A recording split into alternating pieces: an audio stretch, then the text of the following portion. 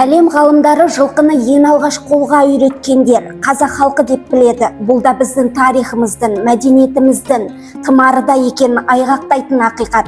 Даласында үйір-үйір жылқы өсірген ұлттың өзі де жылқы мінезді болуы да сондықтан. Кешегі жыраулардан қазіргі ақындарға дейінгі аралықтағы 4-5 ғасырда жылқы туралы сан мың тарау еңбектер жазылды. Соның бірі қазақ әдебиеті майданына Ақбозат шығармасы арқылы келген. Сөз саптауы ерекше, сөздік қоры мейлінше бай дара тұлға Тәкен Әлімқұловтың «Тұлпардың тағдыры» атты тағдырлы туындысы.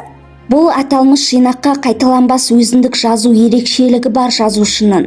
Уақыт керуені қаншалықты алдыға жылжыса да, өзінің мән-маңызын бір мысқалда төмендетпес өнер туралы және халқымыздың болмысының өзіндей жылқы түлігі туралы әңгімелері енгізілген. Көркем туындыда қаламгер жылқы бейнесі, оның өмір жолы, тауқыметті тағдыры арқылы ауыл өміріндегі тағы бір мәнді мәселе, мал шаруашылығы мәселесін тереңнен қопарып көрсету арқылы ұлттық болмысымызға терең бойлайды.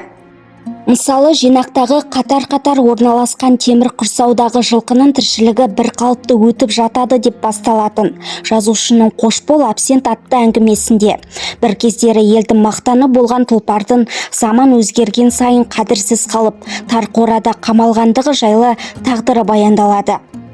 Шығармада абсент атты кәрі атқа аяушылық білдірген ақын күндердің күнінде абсент қартаяды, өзінің туып өскен жеріне келіп, ақтық өмірін құрсауда өткізеді деп кім ойлаған деп күйінеді. Тәкен Әлімқұловтың бір ғана шығармасынан адамзаттың құлдыққа түсуінің көрінісін жылқы бейнесі арқылы астарлап жеткізгендігін көреміз. Ақын Оспан Сейфолла, мен оны үйірі жоқ көкжал деп айтар едім. Солай боп келді, солай боп дүниеден өтті. Туындыларының қай-қайсысын алсаңыз да боздаланың иісі бұрқырап тұрады деген еді.